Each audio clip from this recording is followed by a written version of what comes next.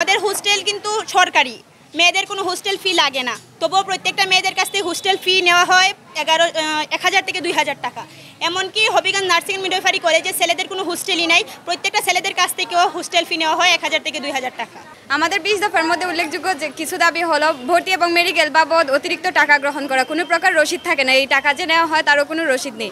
তারপর মেসে আমাদের মহিলাদের যারা মেসে যে টাকা বাসে প্রতি মাসে, এটা 40 থেকে 50,000 টাকা পর্যন্ত বাসে, ওই টাকাটাও পর্যন্ত আমাদের ইনচার্জ মহোদয়ের হাতে তুলে দেওয়া হয় এবং পরবর্তীতে এই টাকার কোনো হদিস পাওয়া যায় না। ওনারা ওই টাকা কি করেন আমরা এখনও পর্যন্ত জানি না আসলে ওই টাকা কোথায় যায় বা কি হয়। তারপরে টিচাররা তাদের নিজেদের মধ্যেই, নার্সিং এবং মিডওয়াইফারি দুইটা সেক্টর আছে আমাদের, ওইটা নিয়ে নিজেদের মধ্যেই বৈষম্য সৃষ্টি করেন এবং এটার প্রভাব আমাদের উপরে পড়ে। তো আমরা চাইছিলাম এই ধরনের বৈষম্য যাতে না হয়। আর ধর্মীয় বিষয়, আমরা একটা অসাম্প্রদায়িক রাষ্ট্রে বাস করি, তবুও আমাদের টিচাররা দেখা যায় মুসলমান এবং হিন্দুদের নিয়ে নিজেদের মধ্যেই বৈষম্য সৃষ্টি করেন। এমনকি গত কিছুদিন আগে জন্মাষ্টমী অনুষ্ঠানের সময় আমাদের হিন্দু মেয়েরা একটা স্টোর রুমকে তাদের পূজার জন্য আর কি চাইছিল, তো তারা বলছিল যে পরিষ্কার করে তারা ওইখানে পূজা করবে, কিন্তু ইনচার্জ স্যার পারমিশন দেওয়ার পরেও আমাদের একজন ইনস্ট্রাক্টর আছেন সালমা বেগম, উনি সম্পূর্ণ আপত্তি জানান এবং বলেন যে এটা করলে নাকি আমরা মুসলমান আর হিন্দুদের মধ্যে মারামারি সৃষ্টি হবে। অথচ আমরা শিক্ষার্থীরা সবাই চাই যে তারাও, আমাদের যেহেতু একটা মুসলমানদের প্রেয়ার রুম আছে, তাদেরও একটা প্রেয়ার রুম হোক, এটা আমরাও চাই, কিন্তু তারা দেখা যায় নিজেদের মধ্যেই বৈষম্য সৃষ্টি করেন এবং এটার প্রভাব আমাদের উপরে পড়ে। তো আমরা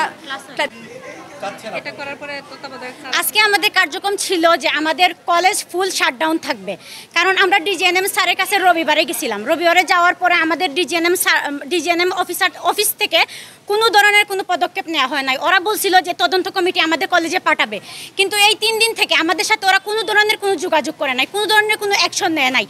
আমরা আমাদের হবিগঞ্জের ডিসি স্যারের কাছে গেছি, সিভিল সার্জন স্যারের কাছে গেছি, ইভেন আমাদের হসপিটালের শেখ হাসিনা হসপিটালের তত্ত্বাবধায়ক আরএমও স্যারও ওদের হয়ে কথা বলছেন, কিন্তু ওনারা কেউ আমাদের কোনো খোঁজখবর, আমরা যে এক অনিরাপদ অবস্থায় আসি কলেজে, ওরা কোনো ধরনের কোনো পদক্ষেপ নেন নাই। 20 তারিখে আমাদের স্যারদের নিকট 20 দফা দাবি পেশ করেছিলাম এবং তারা আমাদেরকে জবাবদিহিতা করার জন্য 5 দিন সময় নিয়েছিলেন এবং তারপর 5 দিন তারা আমাদের কাছে বসার পরে তারা কোনো জবাবদিহিতা করতে পারে নাই। তারা জবাবদিহিতা এবং কলেজে বিভিন্ন প্রকার অনিয়ম এবং দুর্নীতি আছে, সেগুলো তারা কোনো প্রকার জবাবদিহিতা করতে পারে না, বরং তারা একজন আরেকজনকে দোষারোপ করতে থাকে এবং তার পরিপ্রেক্ষিতে তারা যেহেতু আমাদের এই সমাধানে আসতে পারে নাই, আমরা তাদের যারা দুর্নীতির সাথে জড়িত, আমাদের কাছে সরাসরি প্রমাণ আছে।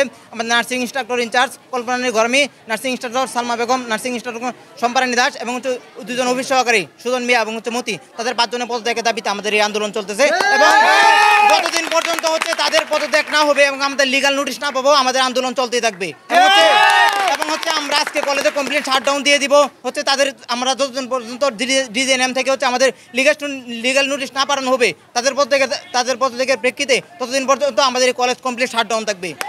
কলেজে আমরা কোনো প্রকার ক্লাস করবো না, কোনো প্রকার ডিউটি করবো না, বরং কলেজে যত ধরনের কলেজ সম্পূর্ণ কলেজ আমরা বন্ধ করে দিয়ে দেবো।